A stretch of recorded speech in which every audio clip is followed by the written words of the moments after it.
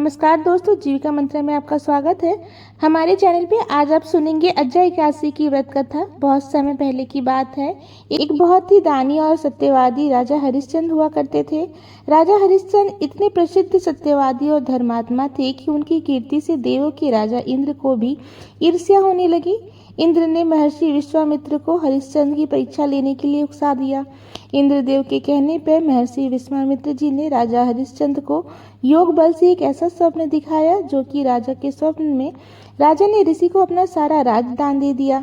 और दूसरे ही दिन महर्षि विश्वामित्र अयोध्या आए और राजा हरिश्चंद्र से अपना राज मांगने लगे। महर्षि विश्वामित्र ने कहा कि कल रात स्वप्न में आपने मुझे अपना सारा राज दान कर दिया है। स्वप्न में किए हुए दान को भी राजा ने स्वीकार कर लिया और विश्वामित्र जी को अपना सारा राज दे दिया। राजा हरिश्चंद्र पूरी पृथ्वी के सम्राट थे और अब उन्होंने अपना राज दान कर दिया था। अब दान में दी हुई भूमि पर रहना उनको उचित नहीं लगा, इसलिए वो अपनी स्त्री और पुत्र के साथ काशी आ गए। क्योंकि पुराणों में यह वर्णन है कि काशी भगवान विष्णु के त्रिशूल पर बसी हुई है, इसलिए पृथ्वी पर होते हुए भी काशी को पृथ्वी से अलग माना जाता है। अयोध्या के राजा हरिश्चंद्र जाने लगे तो विश्वामित्र जी ने कहा, जब तप दान यह सब बिना दक्षिणा के सफल नहीं होते। तुमने इतना बड़ा बलिदान दे दिया तो अब दक्षिणा में 1000 सोने के मोहरे दे दो। राजा हरिश्चंद्र के पास अब कुछ भी नहीं था, उन्होंने अपना सब कुछ दान में दे दिया था। तब राजा हरिश्चंद्र ने दक्षिणा देने के लिए 1 महीने का समय मांगा और वह काशी आ गए। काशी में उन्होंने अपनी पत्नी सैव्या को एक ब्राह्मण के यहाँ बेच दिया, लेकिन उनका बेटा अभी छोटा था तो उन्होंने प्रार्थना की तो ब्राह्मण ने उसे अपनी माता के साथ रहने की आज्ञा दे दी। स्वयं को राजा हरिश्चंद्र ने एक चंडाल के हाथ बेच दिया और इस प्रकार ऋषि विश्वामित्र को 1000 मोहरे दक्षिणा में दे दिए। ब्राह्मण के यहाँ दासी का काम करने लगी और चंडाल का सेवक होकर राजा हरिश्चंद्र शमशान घाट की चौकीदारी करने लगे। वहाँ जो भी मुर्दे लाए जाते उनसे लेकर उन्हें जलाने तक का काम चंडाल ने उन्हें सौंप दिया।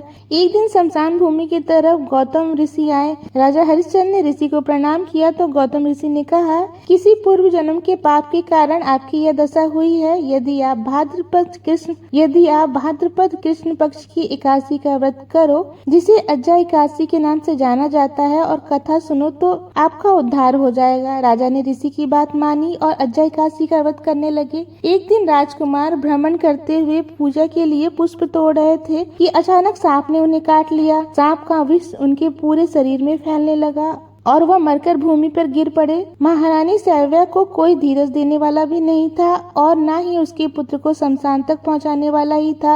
वह रोती बिलखती अपने पुत्र को लिए हाथों में अकेली ही रात के समय शमशान पहुंची। वह पुत्र को जलाने ही वाली थी कि राजा हरिश्चंद्र वहां आ गए। बेचारी रानी के पास तो अपने पुत्र को ढकने के लिए कफन तक नहीं था। उन्होंने राजा के स्वर को पहचान लिया और गिड़गिड़ाकर कहने लगी, महाराज, यह तो आपका ही पुत्र है जो मरा पड़ा हुआ है। कुछ भी नहीं है मेरे पास जो मैं आपको दूं। राजा हरिश्चंद्र को बहुत ही दुख हुआ, किंतु वह अपने धर्म पर स्थिर बने हुए थे। उन्होंने कहा, रानी, मैं यहाँ चंडाल का सेवक हूँ। मेरे स्वामी ने मुझे कहा है बिना कुछ लिए किसी भी मुर्दे को जलाने न दिया जाए। मैं अपने धर्म को नहीं छोड़ सकता, तुम मुझे कुछ देकर ही पुत्र को जला सकती हो। यह सुनकर रानी फूट फूट कर रोने लगी और बोली, मेरे पास तो एक साड़ी है जिसे मैं पहनी हुई हूँ, आप इसी को आधा ले लीजिए। और इतना कहकर रानी ने अपनी साड़ी फाड़ना शुरू कर दिया। जैसे ही रानी अपनी साड़ी को फाड़ने लगी, वैसे ही भगवान नारायण, इंद्र और धर्मराज आदि देवता महर्षि विश्वामित्र के साथ प्रकट हुए और महर्षि विश्वामित्र ने बताया, राजकुमार मरा नहीं है। यह सब ऋषि ने योग माया से दिखाया था। राजा हरिश्चंद्र को खरीदने वाला चंडाल स्वयं साक्षात धर्मराज भगवान थे, साथ ही साथ वह ब्राह्मण नारायण का स्वरूप था। अज्जा एकादशी के व्रत के प्रभाव से तुम्हारे सभी पाप नष्ट हो गए हैं। सत्य के प्रभाव से राजा हरिश्चंद्र महारानी सैव्या के साथ भगवान के धाम चली गई और महर्षि विश्वामित्र ने राजकुमार को अयोध्या का राजा बना दिया। तो यह थी भाद्रपद कृष्ण पक्ष की अज्जा एकादशी व्रत कथा। आपको यह कथा कैसी लगी कमेंट करके हमें जरूर बताइए और ऐसे ही कथा कहानियों के लिए हमारे चैनल को सब्सक्राइब कर लीजिए। धन्यवाद।